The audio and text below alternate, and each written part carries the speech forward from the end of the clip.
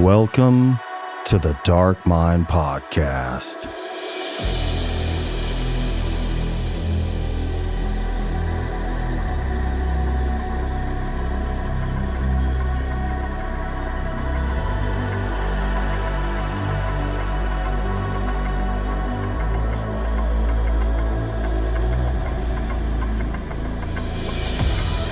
Friends and familiars, thank you for tuning in to another episode of the Dark Mind Podcast, where we explore the boundless realm of dark literature and film.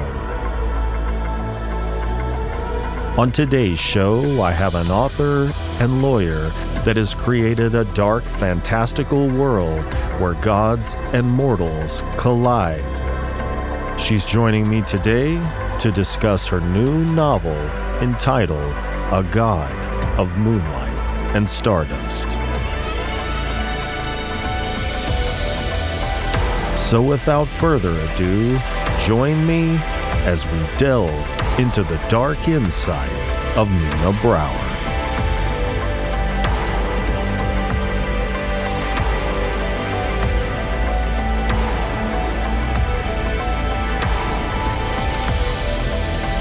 All right, friends and familiars, we are live on YouTube, Twitch, Trovo, Kick, and Facebook with Mina Brower here to discuss her new novel, A God of Moonlight and Stardust.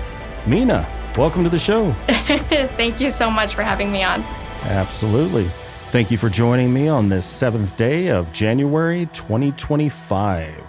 So I've been reading a lot more dark fantasy lately and have noticed that the combination of intense romance, sex, violence, intrigue, complex world building, and mythical figures and creatures is a hard balance to get just right. However, you've blended them perfectly with the aplomb of an accomplished wordsmith. So thank you for introducing me to your work, and thank you for being on the show. That is awesome. Thank you so much. Absolutely. So I'm going to give a little disclaimer. This first one, I'm a little long-winded, but this will not be the trend. I just want to establish what the book's about before I launch into the first question. So the book is about a woman named Rena. And by the way, correct me in the pronunciation of these names if I slip up on them. She was born with a dark and mysterious magic that she cannot explain. And there are two men determined to keep her safe. Kelios, the god of the moon and stars, who has spent millennia grieving her loss, offers her sanctuary in the land of Taria, hoping to rekindle the love they once shared in another life. Sethos, a fae with powerful and enigmatic magic, has watched over Rena from a distance, shielding her from danger and visiting her in her dreams. So once in Taria, the story unfolds with romance, violence, sex, and adventure, setting the stage for a high-stakes battle of emotions, power, and destiny. So the theme of love across lifetimes is central to Rena and Kelios' connection. What do you find most fascinating about exploring love that transcends time? I love to explore topics of grief and how grief and love are simultaneous. There's a really good quote that I actually am using for my third book, which I'm writing right now, where a character tells Rena that you need to know grief in order to know love. And simultaneously, when you love, you grieve. So when it transcends through time, oftentimes, when we apply it to our own lives, we're not living multiple lives, we're here.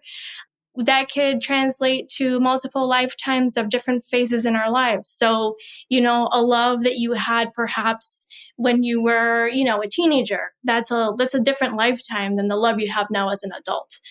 And the exploration of how love changes throughout our different lifetimes. The book is an actual reincarnation, but for us, it applies to different phases in our lives. And how sometimes, love changes. You don't love the same as you loved at a certain point in time, and you evolve and you grow as a human. And that's fascinating to me. I see it a lot in, people I know, and it's like, oh, well, we dated in the past and now she or he is back in my life. We're going to give it another go. And then they realize that they're completely different people, that they broke up for a specific reason. And that's just fascinating to me. Mm-hmm. And of course, my mind automatically goes to a real dark place when you think of love transcending time, Bram Stoker's Dracula.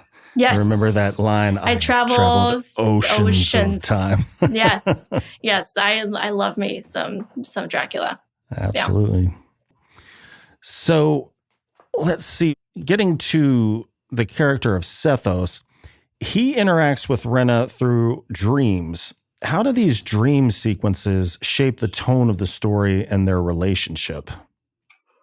So I think trust is so big because you're entering someone's private space, right? So a dream is such a private sort of chamber within every single person that the dreams, are centered around trust and around sort of guiding her to a place where she can grieve these, different traumas that she's gone through. And they come about, obviously, through magic. He's a very powerful fae who has these magical powers that no one can really explain. But he uses a very specific sort of, I guess you could say, like a frequency in the astral plane, which is a topic that fascinates me, by the way, in order to reach her and to sort of spirit her away into different moments in the astral plane. Yeah, I was wanting to ask you about kind of the essence of that astral plane. Like, you've seen The Matrix, I'm assuming? Yes. So you remember in The Matrix how if they die in the Matrix, they die in real life because the body cannot live without the mind. Yes. How tied is the mind to the body? Because I remember there's one point where I think she's in danger of drowning. Yeah. Would that have taken her down if she wasn't? No, not in my universe, no. So Okay. The way the astral plane works, and it will be explored a little bit more as the series goes on, is that it is almost like a mirror. It is a mirror of our real lives. And when we sleep, in my universe, when the characters sleep, the spirit lifts away from the body and enters the astral plane. Sometimes you remember that you're there. Sometimes you don't remember that you were there. And it is a mirror. So if you can think about, in perspective, you have a dream, a regular person has a dream of their childhood home. And they walk through their childhood home, through the living room, they sit on the couch, and then they wake up and they're like, oh my God, I went back to my childhood home and I even opened the garage and I saw the driveway. And that would be the astral plane. That would be a mirror, a space, a chamber where you can go and visit places that exist. And you go there to meditate, to process things, because you're visiting a specific place for a specific reason. Okay. Well, I am a lover of tech-noir, dystopian style cinema, as well as literature, fiction. So the synopsis of your story really caught my eye when I read the part about it being set in a futuristic universe where humans have abandoned the Milky Way galaxy. So religion is banned, magic is shunned, and technology is considered God, which, I don't know, I'm kind of weird. Technology considered God. I almost kind of like that. I just find that really interesting. But curious to know what circumstances led to humanity abandoning our home galaxy. So in one of the previous versions of the book, I went in a little more into that. We ultimately decided to cut it just so we can, focus more on the story of the current story, Lifetime of Rena. But the circumstances were wars between people with different ideologies. So wars between people of certain religions, and then wars between people of different spiritual beliefs. So pagans against pagans, and all these other people with westernized religions against themselves, until eventually it became so chaotic that no one was able to get along with each other, that they started destroying the planet through different wars. This led to the migration of the human race to start fresh. And in the journey to the Andromeda Galaxy, which takes a very long time, scientifically speaking, during the time in the ships, what became known as a planetary council, the select elite that are taking care of all the humans that migrated from Earth to the Andromeda Galaxy, to the 3 human planets, they decided that in order to start fresh, they were going to ban religion, anything that caused division. So they preached only technology, because we can all agree that technology is needed and we can, so it was a gradual brainwashing of people in those spacecrafts as it traveled through space to the Andromeda Galaxy, until the generation that reached the planet only knew technology as their only truth. Because of the length of time it takes to get to the Andromeda Galaxy, did you have to go into some sort of suspended animation? Like, I forget the name of that movie I saw where they get in the pods and that guy gets really lonely, so he opens one of them. You know what? You're thinking about the movie with Jennifer Lawrence. Yes. And yeah. It's really funny because when I think, and I know a lot of people are maybe similar when I think in terms of images. So images come to my mind. So when I read and when I write, it's like I'm watching a movie in my brain. So when I picture these, humans traveling, it varies and it depends. Sometimes I see little kids running through these spacecrafts, like the movie Xenon in the 90s. And then sometimes, I see them in these like cryo pods resting. So I would maybe assume that for certain moments in time of space, that due to the gravity or something like that, they would have to go in the pods. Yeah. Who knows? Yeah, maybe the proximity to a black hole would slow time down so they didn't age. That's where my mind goes. I have the strangest thoughts a sober person has ever had. Well, so I guess my question was going to be, how has society evolved or devolved in this universe to reflect the banning of religion and the shunning of magic? And it sounds like, as you said, to prevent war. Would that be a kind of the assessment? They just thought, well, we can agree on technology. And like you said before, warring ideologies, I imagine, just like there's different religions, there's different practices of magic. Yes. Yeah. So I think a consequence of getting rid of people's sort of individuality in terms of religious and spiritual expression and focusing so much on technology is that we lose a little bit of ourselves. There's always going to be something that we believe in. Even, if you don't believe in a higher power, maybe you believe in some sort of force, and that sort of really creates our individual identities. And when you take all of that away and you only focus on technology, I feel that at least the characters, the human population in my books, they are governed and dictated by the Planetary Council, who knows all, and they're the elite. So it's, a group of people making all these decisions, and they're just kind of like going with the flow because there's no real personality in them anymore. Gotcha. Well, what is the most significant way that technology influenced the story? Because Taria was pretty magical, at least in relation to the gods that resided there. Like, what was a prominent effect of technology within the story? So in Andorra, the planet, where we start off the story, essentially, some of the technological advancements, I sort of pictured it like if you imagine, and I know people are sort of starting to come around with the Hayden Christensen Star Wars Anakin episodes. We're sort of embracing them a little bit more than when they first came out. But if you just remember all of the lovely CGI, which I'm a huge Star Wars fan, by the way, the landscape of just buildings and just elevators and all of that. And I talk about the flying motorcycles, like the motorbikes, and also the cars, the car crafts that are floating. And also the ability, to travel to different planets. Like Rena said, I was saving enough money to leave Andorra to go to a different planet to make a better life for myself. But it's very interesting because Andorra is kept as a desert planet And it is a technologically advanced civilization, yet the planet that Andorra is a desert planet. And I designed it that way specifically to show the oppression, that these people are just going with the flow, living in a place where there's no oceans, very little rivers. In fact, Rena didn't really know how to swim. So it's sort of showing technology and the good and the fancy and, how beautiful aesthetically it can be, but also the sort of brainwashing at the same time. Yeah. When you were talking about the flying motorcycles and the like, sometimes it's hard to tell magic and technology apart.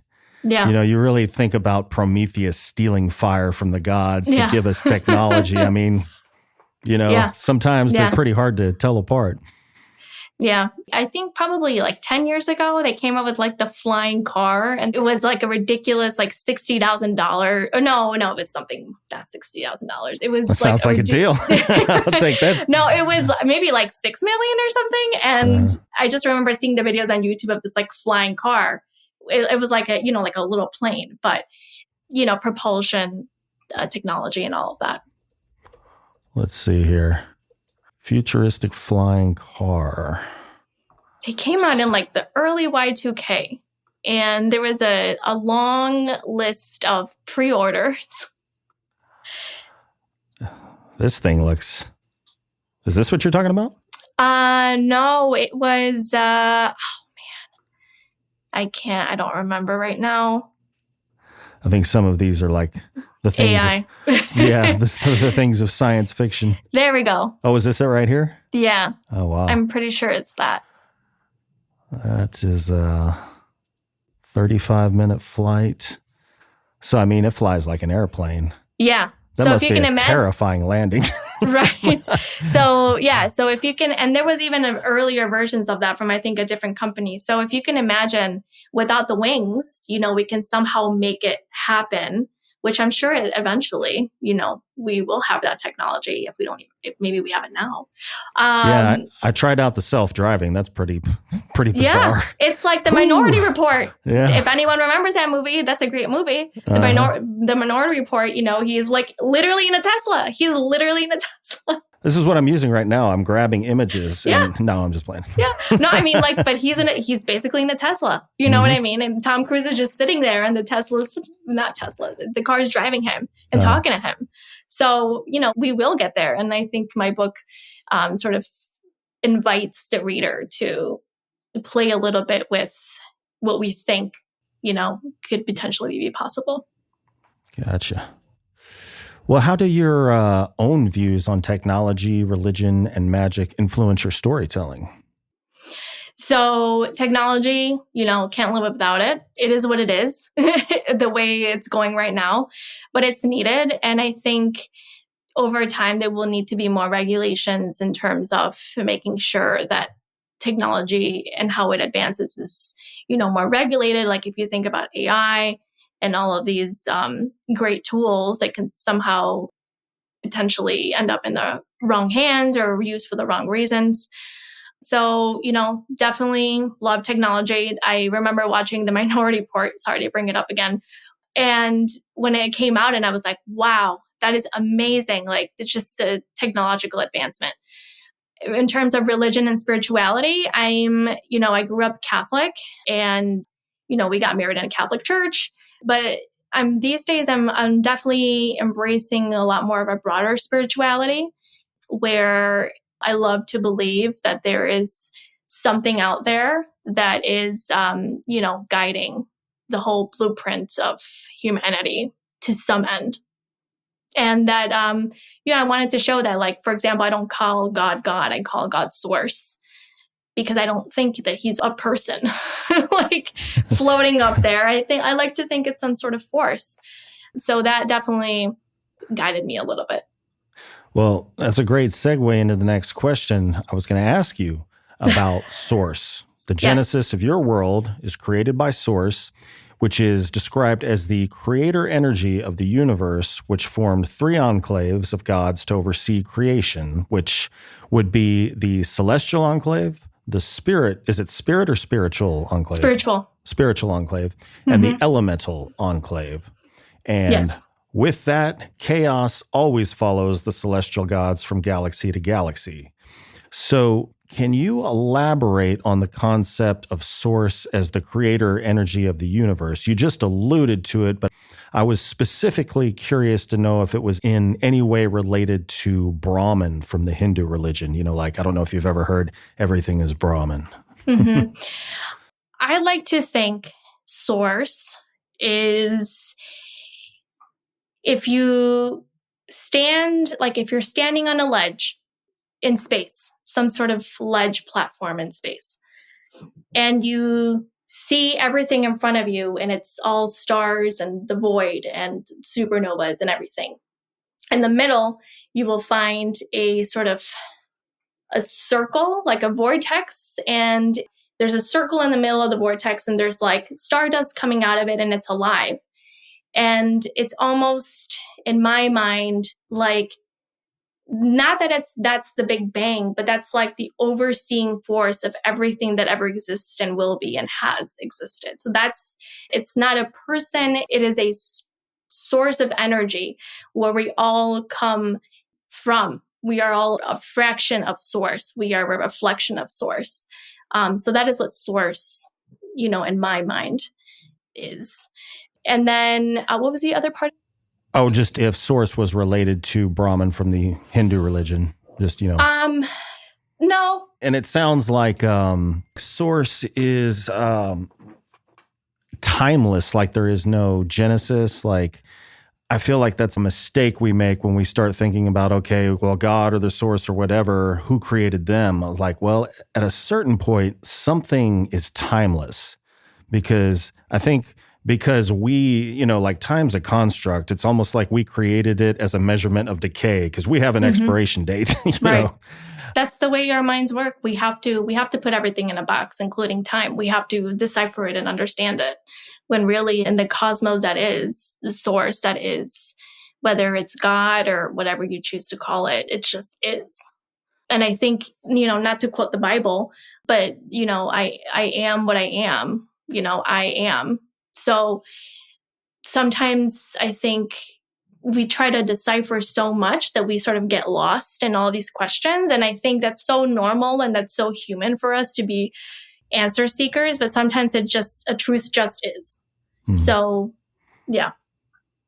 Well, you said not to quote the Bible. I'm going to reference the Bible, the Christian religion, actually. What are the roles and characteristics of the celestial, spiritual, and elemental enclaves, and are they any way inspired by the Holy Trinity?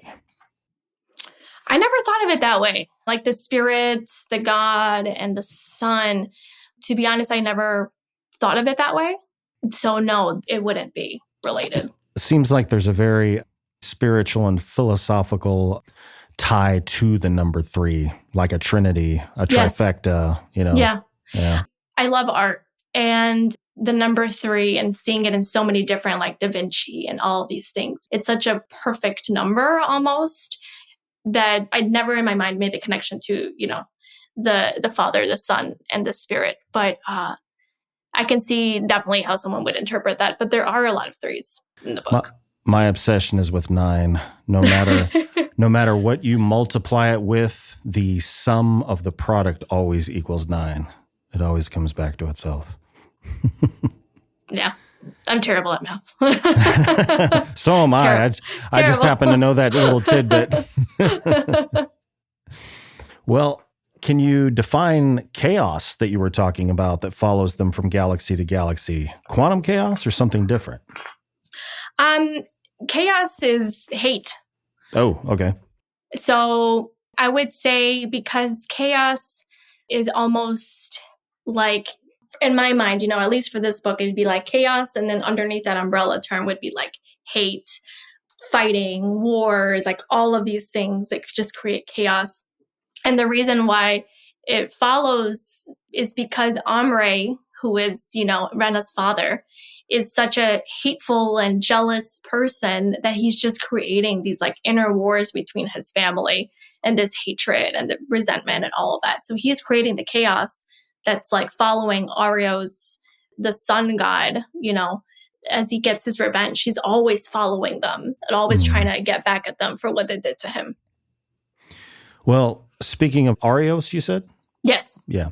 Speaking of Arios, he's one of the two chief gods that ruled the celestial enclave. He was god of the sun and Omre, god of the darkness. So as twins, they maintained balance in the universe. However, Omre grew resentful of Arios' power to create life and provide light, and was unable to see the value of darkness in rebirth. So, craving recognition, Omre waged war against Arios to seize his power. Defeated, Omre was exiled to a distant planet far from those he loved.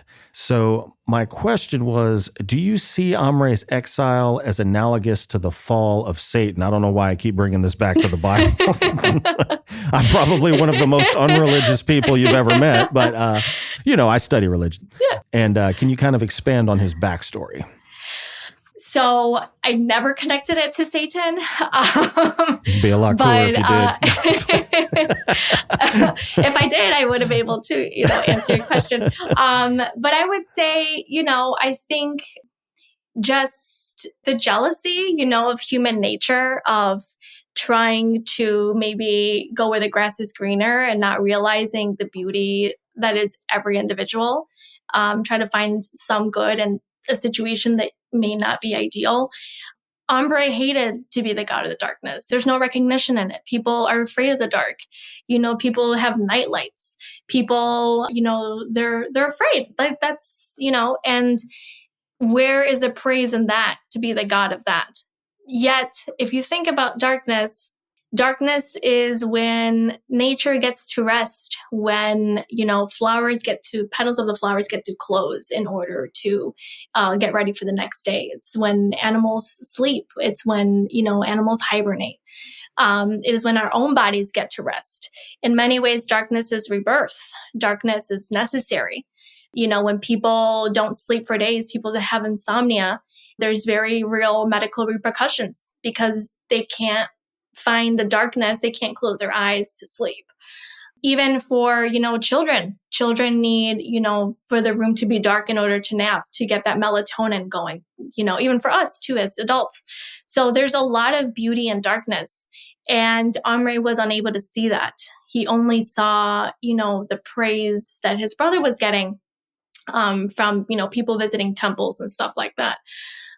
I did have one of the previous drafts, more of a backstory, like a war temple scene, where we can see a little bit of, the temples and all of that. And I'm actually thinking maybe it's good to do like a small prequel to sort of show some of those temple scenes of like the old time when the gods existed. But yeah, it's really sad that Ombre was not able to appreciate all the darkness is able to gift a life, Yeah. And in some instances, darkness in a horrific way, like the Black Plague, third of the world's population died. And then the Renaissance came, which literally, I think, means rebirth, right? Yes. Yeah. Yeah. I mean, even in the womb, there's darkness in the womb. You're in there for 9 months and you come out to the light. The creation happens in darkness. So, yeah. Truth bomb. Well, A God of Moonlight and Stardust is part of the Daughters of Chaos series. So can you tell us about the Daughters of Chaos series and what unifies the books in this series? Yeah. So Daughters, which means that there's more than one. And in the beginning of the book one of the goddesses, Pamira, it says, Ombre's children, plural, live. So the gods take it to mean it's like, oh no, it's Sethos, because Ombre, adopted Sethos in name. They didn't have a father and son relationship. He just adopted him in name. And we'll get to explore more of that in book 2 as to the motivations and all of that. But there's more than one daughter, and we will meet the rest of the daughters in the second book. So that will be beginning to tie everyone together and all of their roles. And yeah, I'm very excited. Awesome. And everyone has magic, so. Can never get too much magic. Yeah. Well, in your bio, it states that you enjoy books where the morally gray villain gets the girl.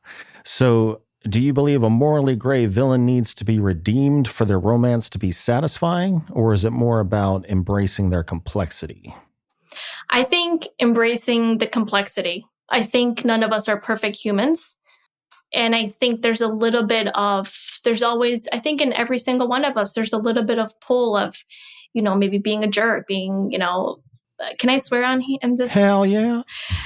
An asshole, you cut someone off. Like, I mean, I'm not saying that makes you a villain. You cut someone off in traffic or these decisions that we make, obviously in a book, it's high stakes, right? So we're talking like very like terrible deeds.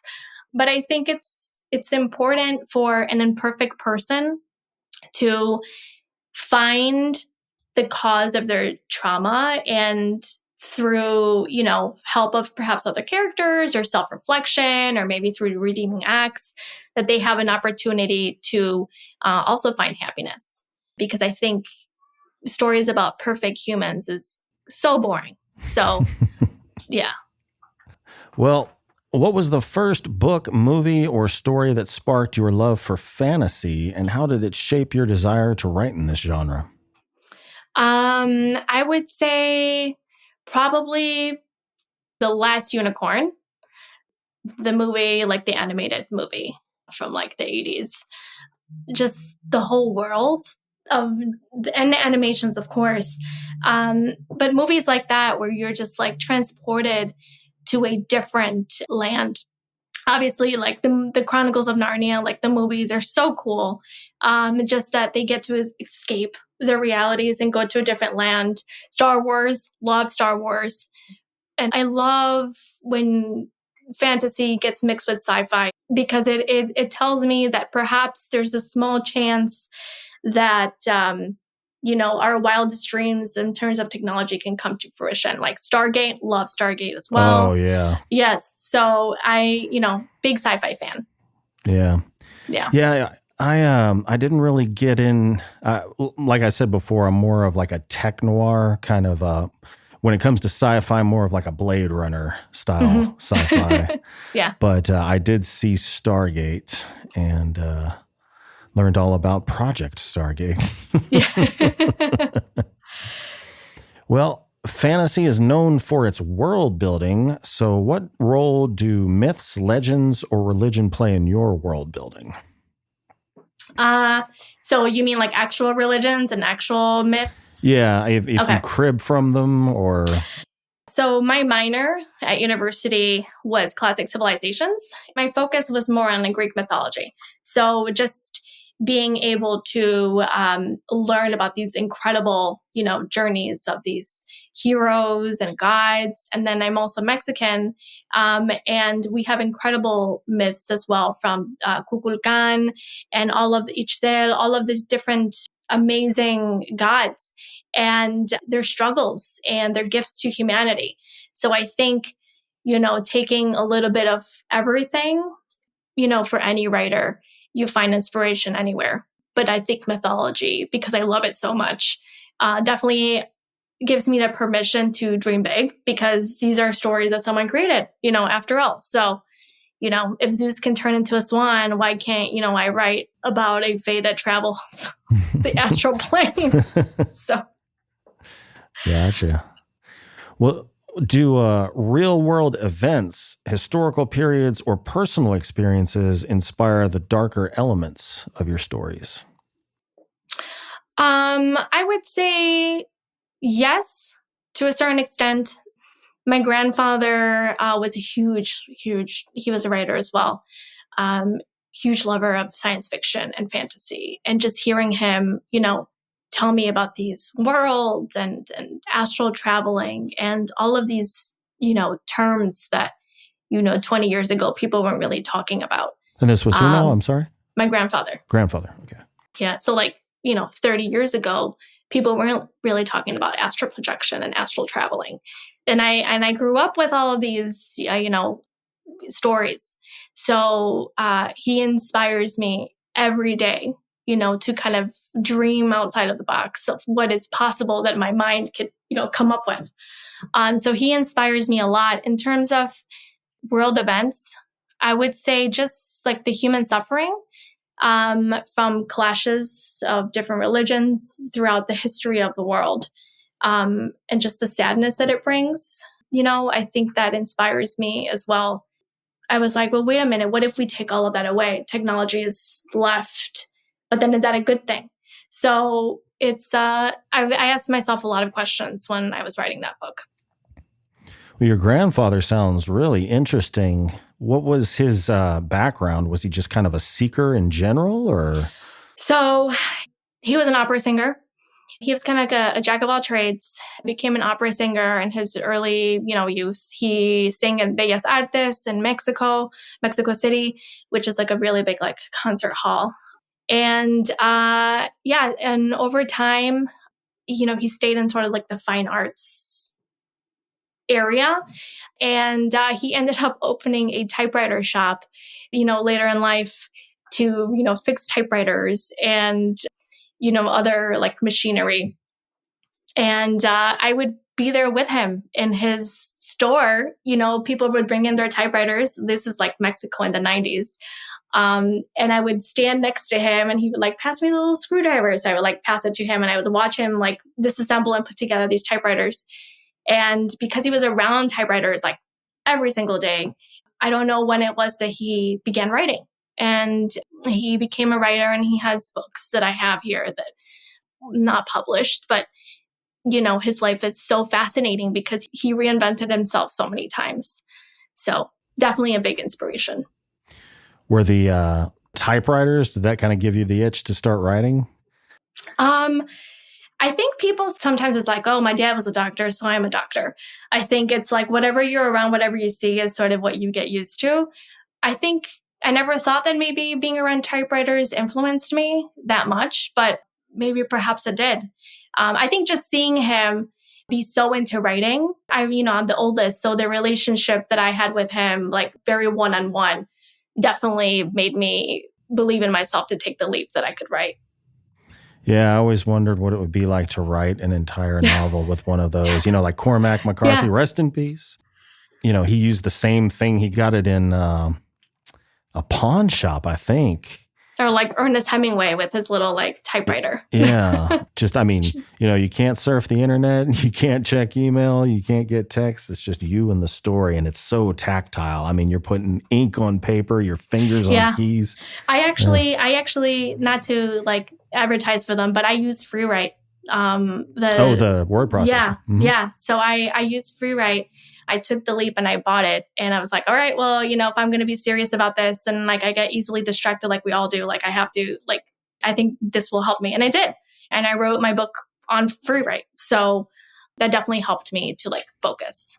Yeah. This life is really busy. So yeah. Gotcha. Well, are there any specific landscapes or natural phenomena that inspire the settings in your novels? And I noticed you and her name is escaping me at the moment. My brain is fried from editing an audiobook all day. You both incorporated bioluminescence. Yes. Yeah.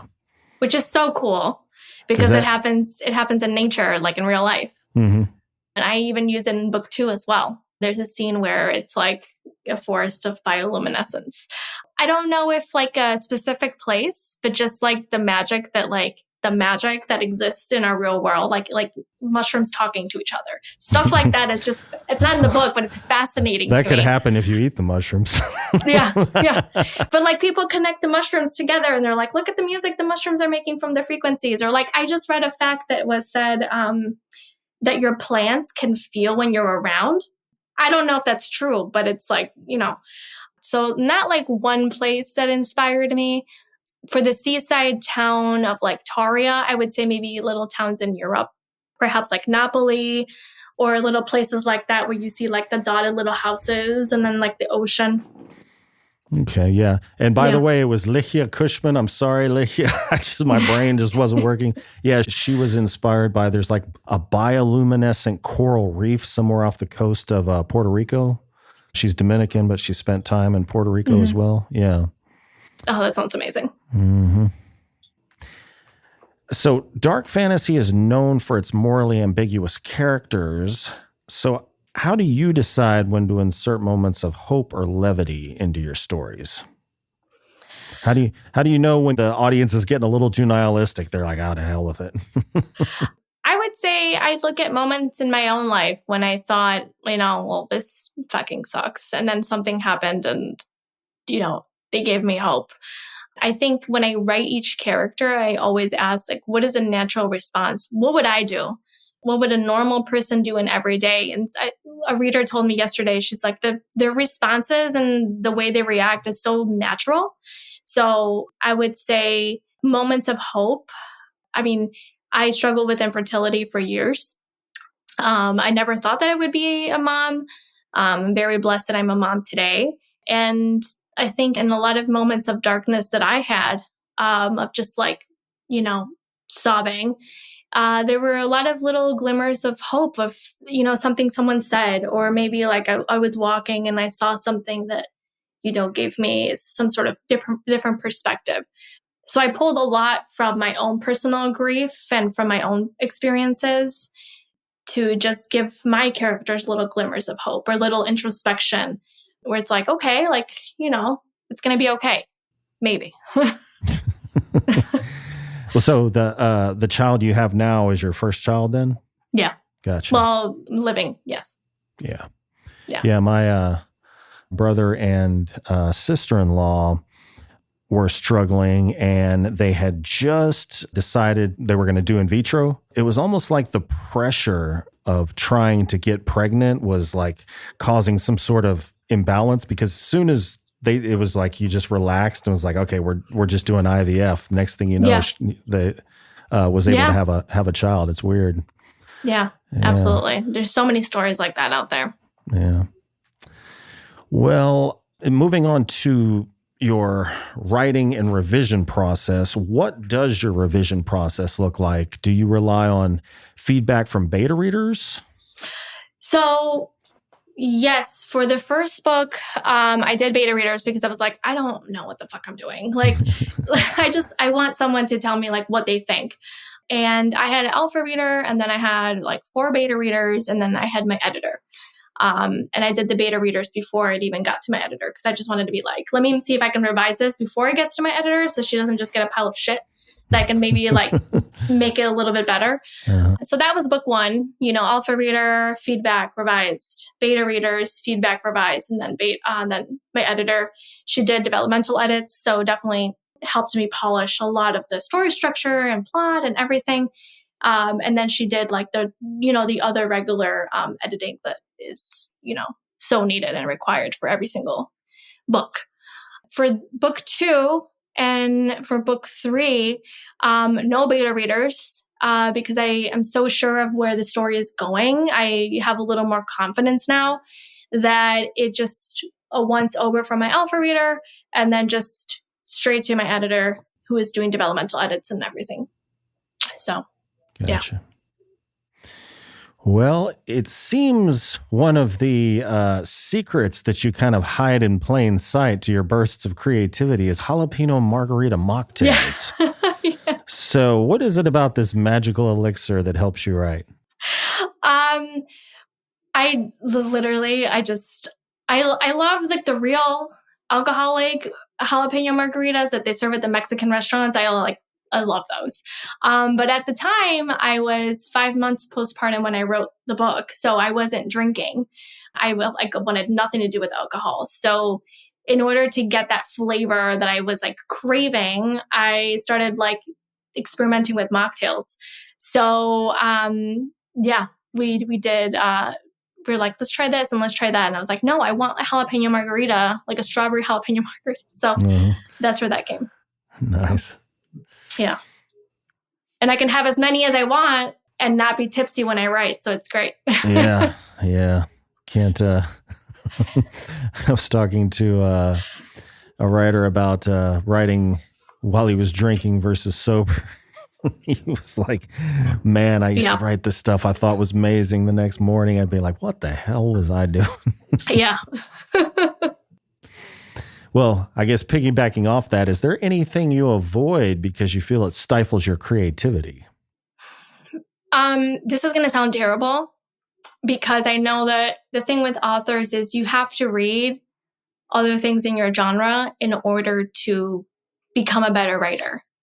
I don't do that. I feel like if I'm taking a pause in writing, I'll pick up something that's trending, maybe. But I have like my tried and true, like tested favorite books that I can go back to over and over again. And I feel like they're not going to influence me in any way. I like to just sort of separate my mind from what everybody else is doing in the sort of fantasy sphere because I don't want my voice to sound like anybody else's. And I know that authors are told all the time, you have to read, in order to be a better writer. And I can't because like, what if I compare myself, oh, they did that scene better. So I'm like, nope, we're not going to do it. And then if I read anything, it is completely not even related to what I write. So like I'll read, historical fiction, things like that have nothing to do with, anything that I'm writing. Yeah, I think one of the most memorable things I heard somebody say to answer that question was they don't read books on writing craft. Like, like On okay. Writing by Stephen King would be an example, I guess. Yeah. So, I mean, I do have books. I'm like, there's like a really good book on like how to describe emotions, and they give you different like adjectives, I think stuff like that is cool because you're like, oh, I don't want to keep saying sigh. What else can I say? So things like that, like I like. Yeah, but I'm not going to sit down and read it. I'll just go to it if I'm like, how else do I say she screamed? She yelled, yeah. Well, you are a woman of many, many roles. You are a wife, a mom, a lawyer, and a writer. Have you ever faced burnout trying to balance everything? Yes. A lot of maybe. mocktails? Yeah. Yes, maybe. I feel like there are moments in my life where I'm like, is this burnout? I don't know. And I don't have time to figure out if this is burnout because I have like a million other things to do and I just keep like chugging along. There are moments when I have like deep exhaustion and then I'm like, I wonder if this is burnout. But yeah, it's a lot. And I always say to myself, if I wasn't meant to be doing all of these things at once, I wouldn't be doing it. So I have the opportunity to be all of these things at the same time for a reason, because I'm meant to be here. And I remind myself of that all the time when I'm like, fuck, this is a lot. So, that keeps me going. Well, what's the biggest challenge in all of that, balancing it with your writing aspirations? How do you fit that in there? Or not so much how do you fit that in there, but what is the biggest obstacle to fitting that in there? I think really my family is great in understanding, like mommy's on Instagram because Instagram is part of my job, like, promoting my book. Yeah. But it's a lot of making sure I carve out a lot of family time to make my family know that I love them. Ultimately, yes, I'm doing this for myself. I'm writing this book for myself, but it's also like my second job. So like I'm a lawyer, but I'm also an author. Like the income that I get from my books goes to my family. So it's just making sure that I carve out and I plan way in advance a lot of, special family moments and, potential vacations and things like that too. They know that I love them and but I think little like gestures like that go a long way. Mm-hmm. Well, I'm not going to dig into to your lawyering, but are there any parallels between the analytical nature of law and the creativity of writing? Yeah, for me, part of one of the jobs that I had as a student in the legal, I've been doing this since I was 19, like in the legal field. So I got into it very, very young. Very fortunate to have been given that opportunity when I was 19 to work at a law firm. One of the jobs that I had was in an appellate court, and seeing how judges ask, the justices would ask these questions to, the lawyer that was putting on the case, and just like the very quick fire thinking is very much how I look at when I'm writing to my characters. I'm asking them these questions. I'm like, why the fuck did you do that? Why couldn't you do this? And why couldn't you do that? And it very much helps me sort of craft these very realistic responses and dialogue as well, because I'm constantly thinking, I'm like, well, you could say it this way to create this result and this response. So it's like, there's a lot going on up here that is very much like in the appellate court, when justices are just firing these questions, like 5 justices to like 1 lawyer. That's how my brain is.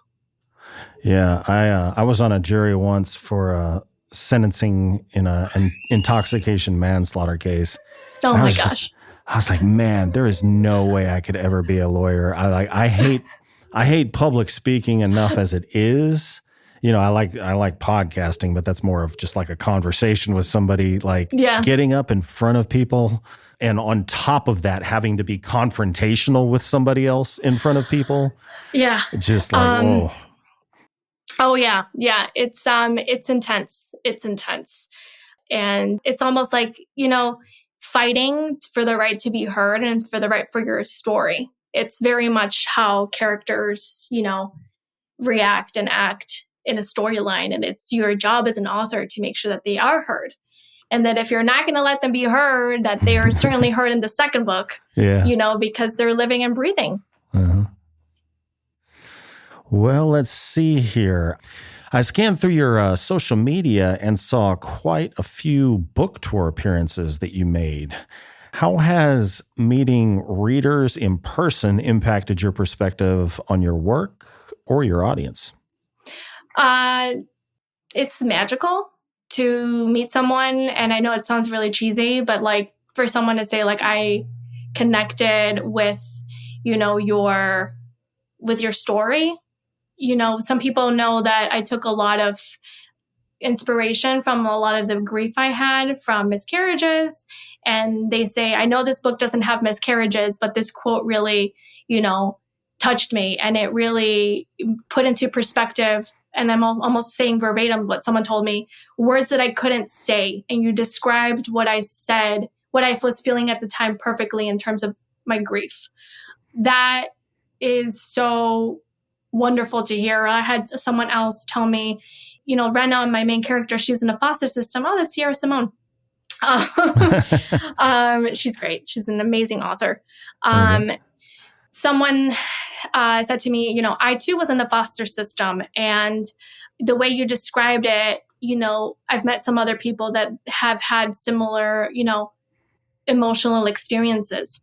So it makes me feel like, in a way, my book affects people in different circumstances, obviously different, but that the message of hope and, you know, agency over how we lead our lives is something that everyone can take away. Well, would you like to read a passage from the book? Maybe. Not. Let me see. Okay, I can pull it up.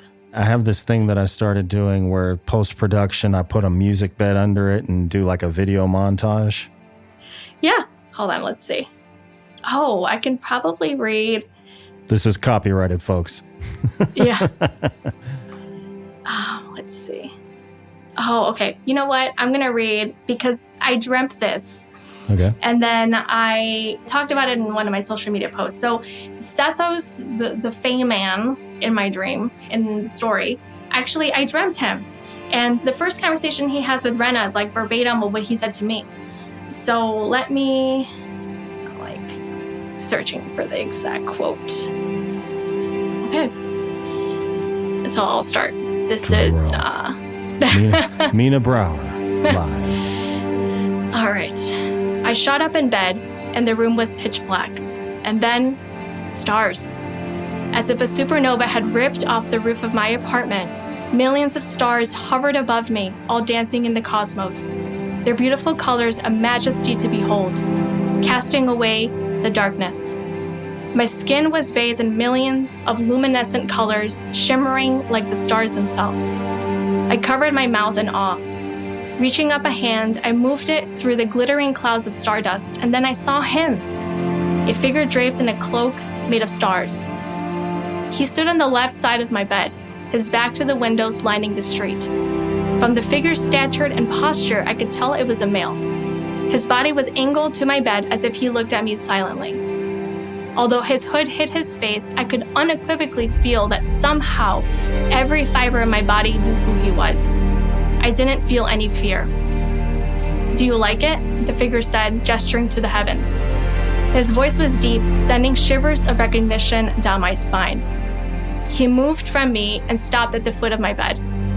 I turned my eyes up to the skies as a beautiful meteor shower descended into the room, the stars softly twinkling and disappearing in a glittering mist before touching my skin. I reached out, turning my hand this way and that to try and catch some of the falling stars. "Yes," I breathed. How could anyone not like such beauty? Although I couldn't see his face, I could almost feel the figure smile at my response as if he was pleased with himself. "You brought me the stars," I heard myself say. "I promised you I would," he responded. "Are you happy to see me?" he asked, his tone unsure. My mind tingled with the vibration of his voice rolling off my body in delicious shivers. My heart felt as if it was seeing a close friend or relative who had passed away and was visiting me in a dream, filling me with warm melancholy. Silent tears I didn't understand began to spill down my cheeks. My body was not my own for the moment as another foreign part of me took over. My vocal cords responded to him on their own. "I will always be happy to see you," I said, and my lips curved into a smile. "Come back to me," he whispered, his voice almost a silent plea. My arm reached out for him as if something ancient within me recognized I would go anywhere with him. Scene. Well done, ma'am. Thank you. Very good. Yeah. Come on, folks. It doesn't get more viscerally descriptive than that. Maybe visceral is the wrong word. Yeah. Visually descriptive. Visually, yeah. There was. I'm so used to reading Splatterpunk. All my descriptive words are visceral. Well, what is the life of Mina Brower like outside of writing and practicing law? I wish I had that Law and Order sound drop. Yeah. I would say visiting museums. Like I said, I love art, traveling. I love to travel. I love to meet new people, new cultures. I feel like every time I go to a museum or visit a country, I take a little bit of that with me. And it just sort of adds to my writing. So in a way, I guess I don't read books in my genre that much, but I take, examples and experiences from other sources. So yeah, definitely museums and traveling, and then just staying home because I'm such a homebody. When I was pregnant, I know my therapist was like, "Can you please leave your house? Like, this is your homework for the week. Like, you have to leave and you have to tell me that you left your house and did something fun." Like, fine. So yeah. Have you ever been to Houston before? No, not yet. If you ever do come to Houston, there is an art collection called the Menil Collection. An oil man. He came from France, if I remember correctly. His last name's Menil, obviously, and moved here because he was a big oil tycoon and his wife was an art collector. And so to kind of, I guess, establish them there, he basically created this art collection for her to curate herself. Wow. And she's since passed away, but there's it's not just, like amateur stuff. There's Andy Warhol made a self-portrait just for her for the collection.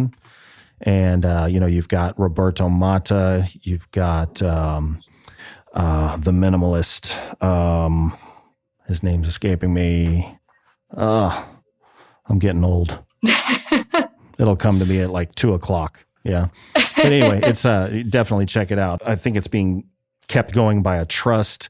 And then there's the Menil Cafe that's right there. Real nice little spot with good food. So yeah, if you like art, check that out if you ever come to Houston. Definitely. I know there's a few conventions in Texas, so who knows? Yeah.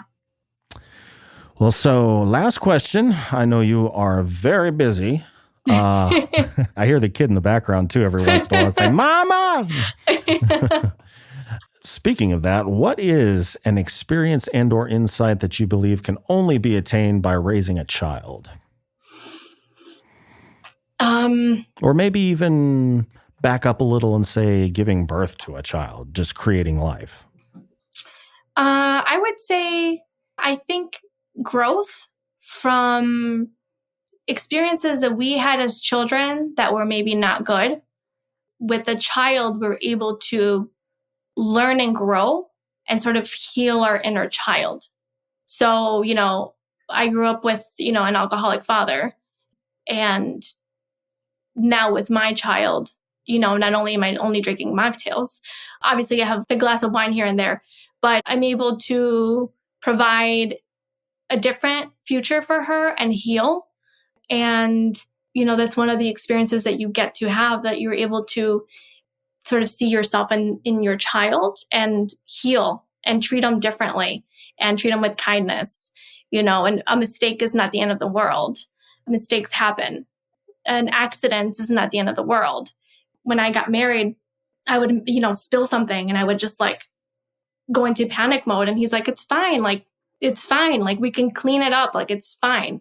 And just learning that over time. And now with my daughter, she spills something and I'm like, oh, it's fine. And I talk to her the way that I wish the adults in my life would have talked to me. And I think that that's such a unique experience that we're able to sort of have with children. Awesome. Well, Mina, it has been a pleasure talking with you. You as well. So as we bring the show to a close, is there anything you'd like to plug or let your readers know about? I will be doing the title reveal for book 2 very soon. So keep an eye out on social media for that. Book 2 is planning for an early release in the summer. So around potentially June or May. And then book 3, will underway, giving that off to my editor as well this year. So maybe a December release. I don't know. We're going to see how we can do that. If not, an early 2026 release. All right. So stay tuned. Oh, and also expect way more post-apocalyptic spin-offs. So I will be exploring the time that I call in book 1, the Great Migration years, when citizens, of Earth were leaving. So expect some of that in a different book. So the backstory of people leaving for the Andromeda Galaxy? Yep. Oh, okay. Gotcha. Yeah. All righty. Sounds good. Listeners at home, both live and on demand, all links are in the description. And Mina, thank you again for joining me. Thank you so much. Bye, guys.